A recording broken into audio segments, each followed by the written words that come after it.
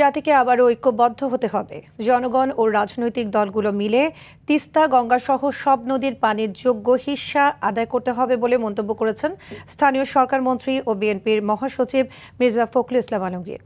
বিকেলে কেন্দ্রীয় শহীদ মিনারে ঐতিহাসিক ফারাক্কা লং মার্চ দিবস উপলক্ষে ভাসানী জনশক্তি পার্টি আয়োজিত সমাবেশে তিনি একথা বলেন 3 মাসে মূল সমস্যা চিহ্নিত করে কাজ করার চেষ্টা করেছে সরকার। তবে উজানের পানির হিস্সা না পেলেও বিকল্প হিসেবে খাল খনন কর্মসূচিতে জোর দেওয়া হচ্ছে।